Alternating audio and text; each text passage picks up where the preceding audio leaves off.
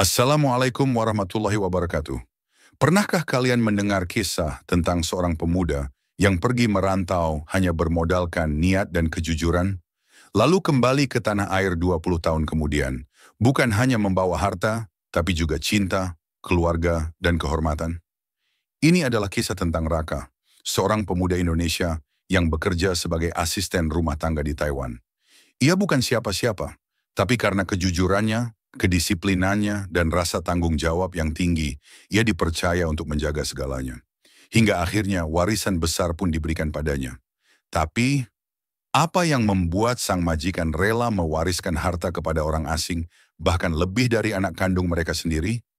Yuk, simak kisah lengkapnya sampai akhir. Semoga cerita ini membawa inspirasi, menguatkan hati yang sedang berjuang, dan mengajarkan bahwa rezeki bisa datang dari kejujuran yang tak pernah lelah. Semoga rezeki kita semua dilancarkan, hidup kita penuh berkah, dan semoga kisah ini bermanfaat. Kalau kamu setuju, tuliskan di kolom komentar. Amin ya robbal alamin.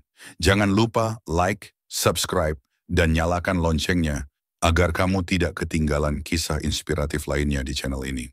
Sore itu, langit di atas terminal Lewi Panjang menggantungkan awan gelap seperti selimut tebal yang belum dicuci. Hujan turun perlahan, menetes ke aspal panas yang mengeluarkan uap tipis. Raka menarik napas dalam-dalam, matanya menyapu suasana terminal yang ramai. Tas, pelukan, isak tangis, dan deru kendaraan yang tak henti-henti. Ia berdiri di dekat gerbang keberangkatan, mengenakan jaket biru tua dan tas ransel satu-satunya yang lusuh tapi bersih. Wajahnya masih muda, 21 tahun, tapi ada garis tegas di sekitar rahangnya, seperti orang yang sudah banyak berpikir dalam hidupnya. Di tangannya tergenggam erat tiket pesawat menuju Taiwan, satu arah. "Rak, kamu yakin?" Suara ibu terdengar serak, memecah antara hujan dan suara pelantang dari terminal. Tangannya memegang jemari Raka erat, dingin dan sedikit gemetar. Raka tersenyum, meski matanya tak bisa sembunyikan rasa berat. "Yakin, Bu. Raka mau bantu ibu dan bapak. Di sana katanya gajinya cukup buat tabungan. Kalau beruntung, Raka bisa buka bengkel pas pulang nanti." Ibu hanya mengangguk, menahan air mata. Di belakangnya bapak berdiri kaku seperti batang bambu, hanya menepuk pundak Raka pelan. Tapi dalam pukulan itu terasa segunung harapan. Setelah 12 jam perjalanan, udara Taipei menyambut Raka dengan rasa asing. Udara musim semi terasa lembab, dan bau udara kota bercampur aroma mie, polusi, dan bunga liar yang entah tumbuh di mana. Ia dijemput oleh seorang pria tua berjubah jas panjang, dengan mobil hitam mengilap di belakangnya. Pria itu adalah Tuan Liu majikannya. Tinggi, rambut putih disisir ke belakang, dan sorot mata tajam di balik kacamata bundar. "Ni Jiao Shen Memingzi?" tanyanya dengan logat berat. Maaf Pak, nama saya Raka.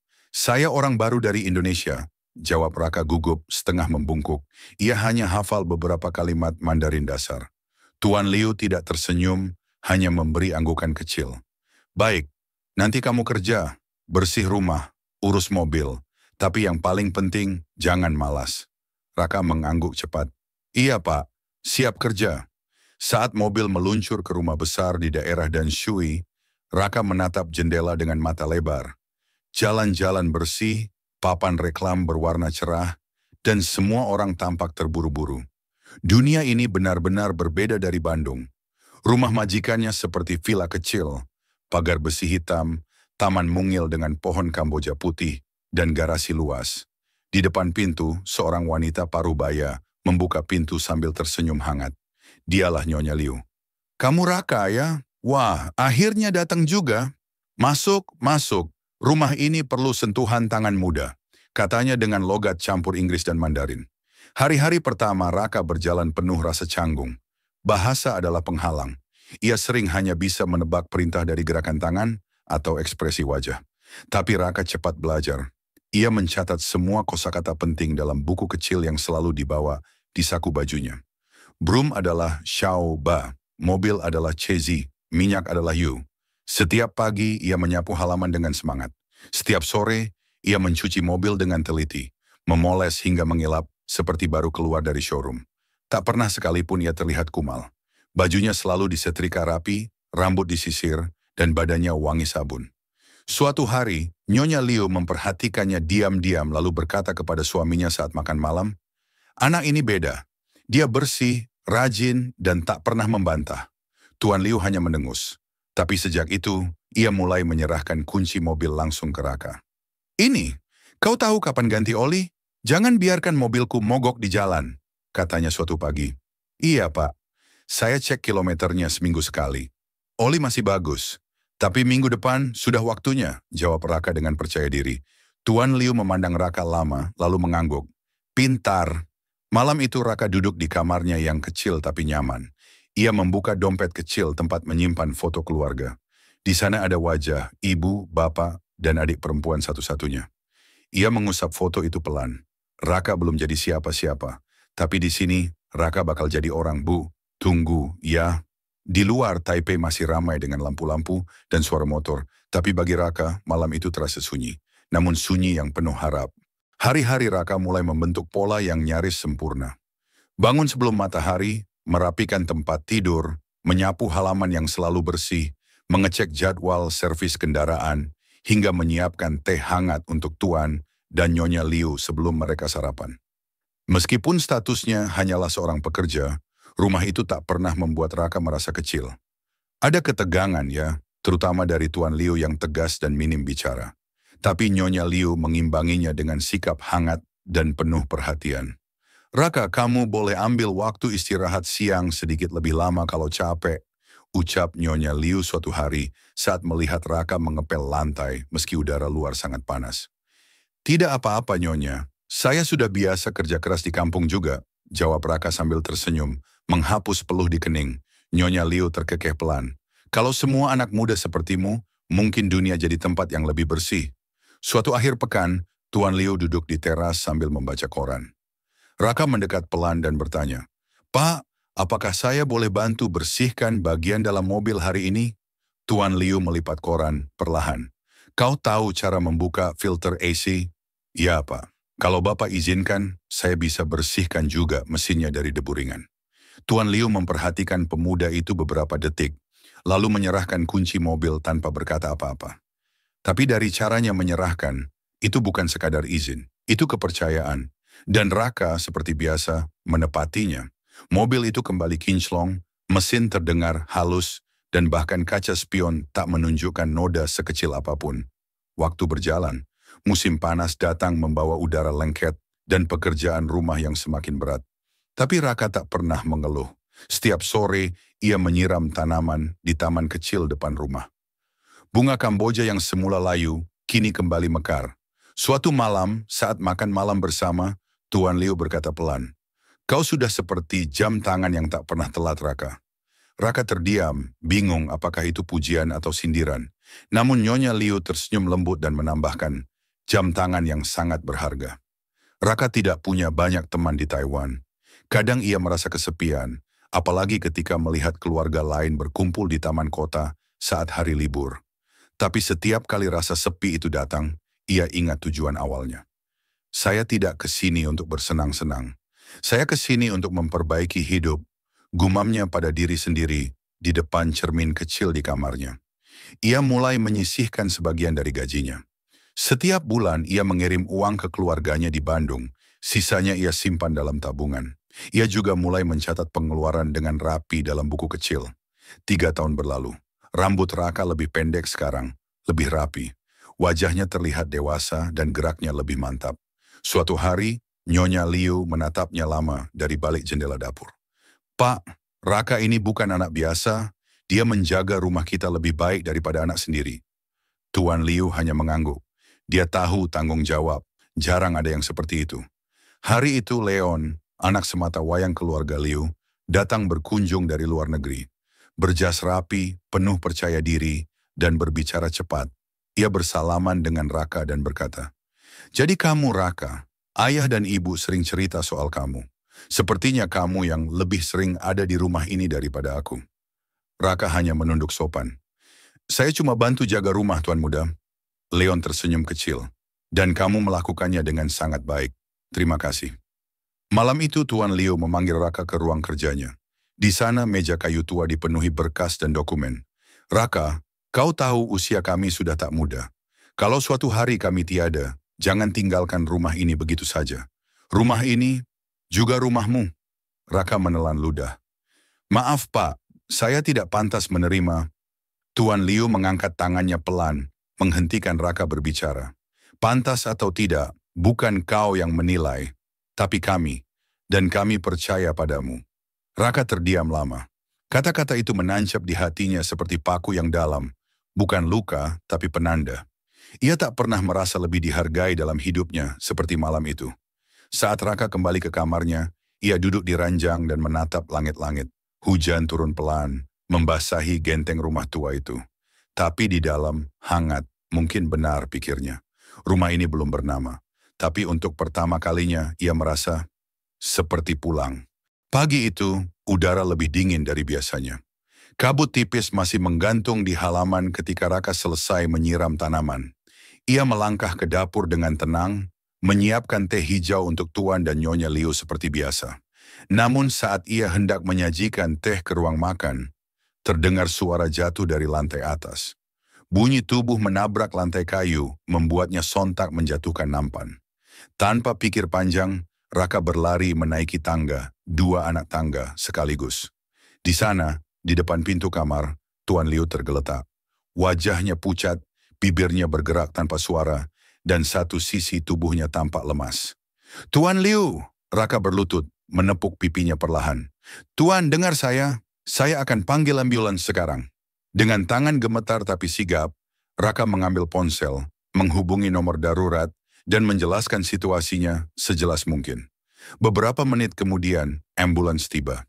Nyonya Liu datang tergopoh dari kebun belakang. Panik dan menangis saat melihat suaminya diangkut masuk ke mobil putih dengan lampu menyala.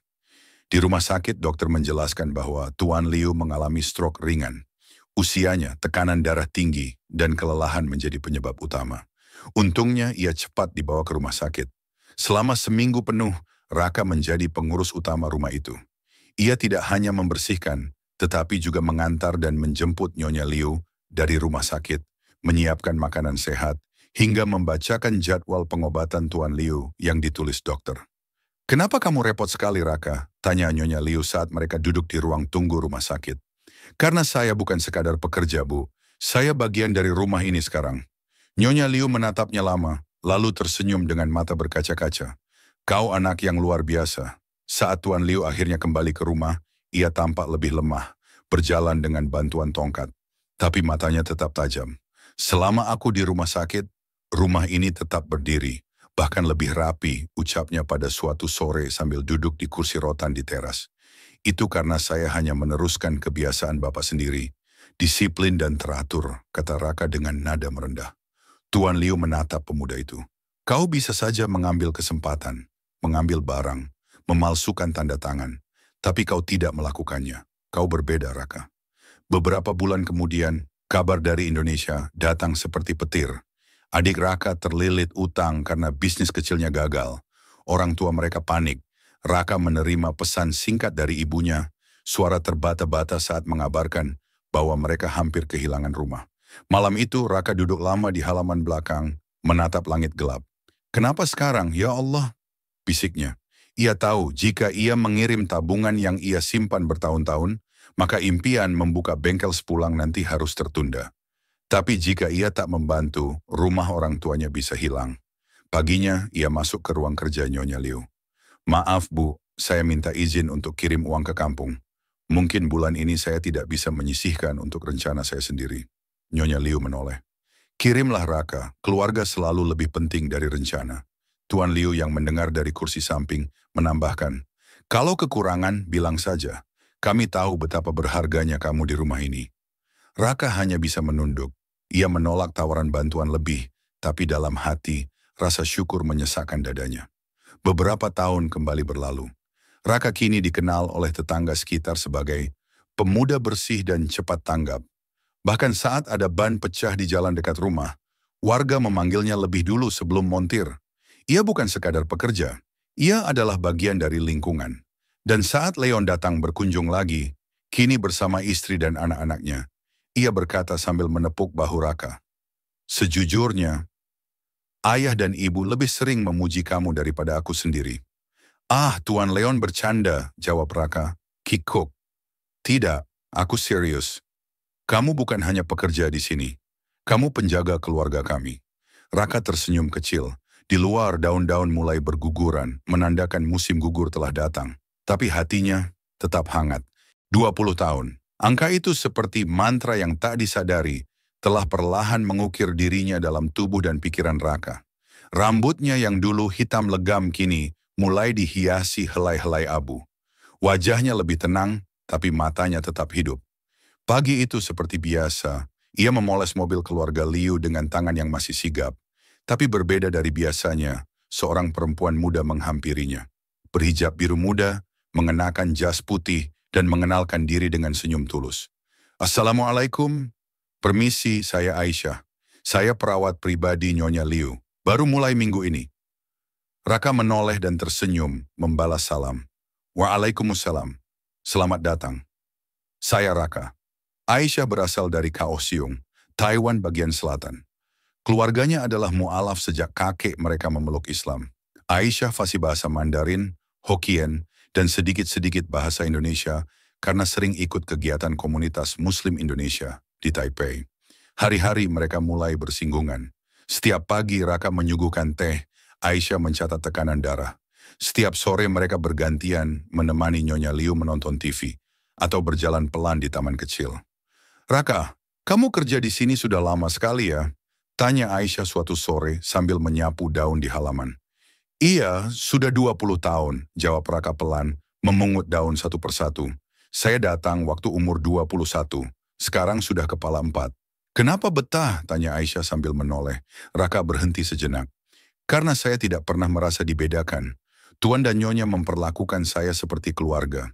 Dan karena saya punya janji ke diri sendiri, saya tidak akan pulang sebelum hidup saya benar-benar siap. Aisyah menunduk. Kamu orang yang langka, Raka. Musim dingin datang. Tuan Liu semakin lemah. Ia tak lagi bisa berdiri sendiri, dan pernapasannya sering tersengal. Suatu malam ia memanggil Raka ke ruang tidurnya. Leon ada di sana, duduk di sisi ranjang, tampak menahan emosi. Raka, suara Tuan Liu lemah tapi jelas. Kalau aku tiada nanti, kamu jaga ibumu ini. Raka duduk di sisi ranjang, menggenggam tangan majikannya yang dingin. Kalau saya boleh memilih, Pak, saya ingin semua tetap sehat dan lengkap. Tapi kalau waktu sudah datang, saya akan lakukan apapun yang bisa. Tuan Liu tersenyum kecil. Terima kasih. Dan satu lagi, lemari besi di ruang kerja. Kode bukanya hari ulang tahunmu. Semua surat sudah aku siapkan. Raka menoleh pada Leon, tapi pria itu hanya mengangguk. Ayah ingin begitu. Saya sudah punya lebih dari cukup, dan saya tahu siapa yang paling layak menerima sebagian dari hidup ayah. Beberapa minggu kemudian, Tuan Liu menghembuskan napas terakhir di rumahnya sendiri. Tidak ada tangis histeris, hanya keheningan panjang dan pelukan hangat dari mereka yang mencintainya. Pemakaman dilakukan dengan tenang. Raka berdiri di samping Leon, memegang payung untuk Nyonya Liu yang duduk di kursi roda, wajahnya tenggelam dalam selendang tebal. Dan hanya berselang 6 bulan setelahnya, Nyonya Liu menyusul suaminya. Kali ini Aisyah menggenggam tangan Raka saat mereka berdiri di pemakaman. Orang baik biasanya pergi beriringan, bisik Aisyah pelan. Raka mengangguk, dadanya sesak tapi damai. Di tangannya kini bukan hanya tanggung jawab, tapi juga kenangan dan cinta yang diwariskan diam-diam selama 2 dekade. Seminggu setelah pemakaman, Leon memanggil Raka ke ruang kerja. Ia duduk di kursi ayahnya, menatap map-map yang rapi di atas meja. Raka, semua sudah kami uruskan. Rumah ini akan kami jual. Tapi ayah meninggalkanmu lebih dari sekadar harta. Dia meninggalkan kepercayaan. Leon menyerahkan selembar akta tanah, sertifikat investasi, dan 1 rekening tabungan. Semua atas nama Raka. Pak, ini terlalu banyak. Saya tidak... Leon mengangkat tangan. Ini bukan soal layak atau tidak. Ini tentang siapa yang paling menghargai apa yang telah dijaga. Ia tersenyum tipis. Dan aku rasa, sudah saatnya kamu pulang. Nikmati hidupmu, Raka. Kamu sudah membaktikan separuh hidupmu untuk keluarga kami. Raka menunduk lama, lalu berkata pelan. Saya akan pulang, tapi tidak sendiri. Raka berdiri di depan cermin, memandangi wajahnya yang kini dipenuhi garis-garis halus. Koper besar sudah tertata rapi di ruang tamu. Di atas koper itu sebuah paspor dengan namanya tertera, Raka Aditya. Sudah 2 bulan sejak kepergian Tuan dan Nyonya Liu. 2 bulan yang dihabiskan Raka untuk membereskan rumah, menjual sebagian barang, menyelesaikan proses hukum warisan, dan yang paling tak terduga, mempersiapkan pernikahan. Aisyah, perempuan yang selama ini hanya dikenalnya lewat pagi-pagi, yang tenang dan senyum sederhana, telah menjadi bagian dari keputusannya untuk pulang. Kalau kamu mau hidup sederhana di Indonesia, aku ikut. Aku tidak cari kemewahan. Aku cuma ingin hidup bersama orang yang jujur dan bertanggung jawab. Ujar Aisyah beberapa minggu lalu saat mereka duduk di bangku taman yang dipenuhi daun kuning. Raka mengangguk waktu itu, tanpa banyak kata. Ia tak pandai bicara, tapi hatinya bulat. Cinta baginya tak harus meledak-ledak. Cukup hadir, bertahan, dan setia. Pernikahan mereka digelar sederhana, di sebuah masjid kecil di Taipei, dihadiri oleh teman-teman komunitas Muslim Indonesia dan Taiwan. Leon hadir bersama istri dan anak-anaknya. Ia berdiri sebagai saksi dan bahkan memberi sambutan. Raka bukan hanya pekerja terbaik yang pernah kami kenal, dia adalah saudara, dan sekarang sahabat seumur hidup. Setelah ijab kabul, Aisyah menatap Raka dengan mata berbinar. Mulai hari ini, kita melangkah bersama. Raka hanya tersenyum dan menjawab pelan, dan langkah pertama kita adalah pulang. Bandung menyambut mereka dengan udara yang lembut dan bau tanah basah.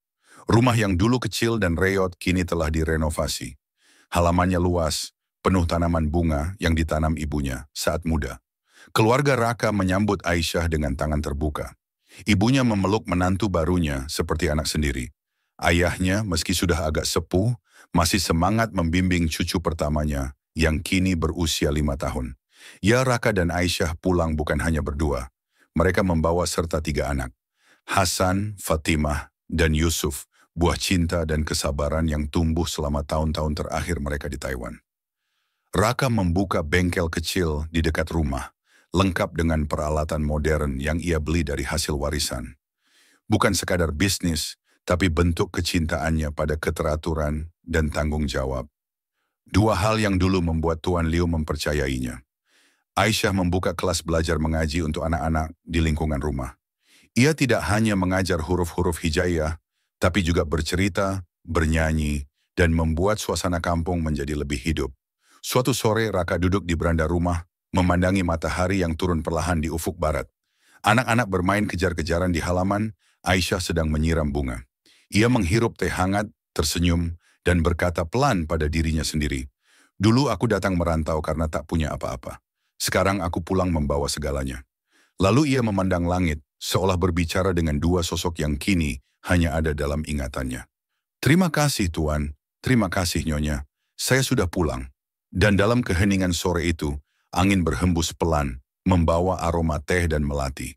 Seolah rumah itu tahu, seseorang yang pernah merawatnya dengan cinta, akhirnya telah kembali. Beberapa tahun telah berlalu sejak Raka menetap kembali di Bandung. Usianya kini menginjak pertengahan 40. Garis-garis di wajahnya semakin jelas, tapi sorot matanya tetap jernih, seperti air pegunungan yang tak pernah keruh. Bengkelnya berkembang, bukan jadi tempat megah, tapi dikenal karena satu hal, kejujuran. Pelanggan tahu bahwa jika membawa kendaraan ke bengkel Raka, tidak akan ada biaya mengada-ada, tidak ada komponen fiktif, dan tidak ada janji palsu.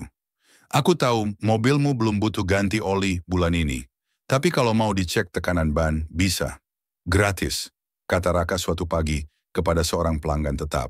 Tak hanya itu, Raka mulai mempekerjakan anak-anak muda dari sekitar rumah.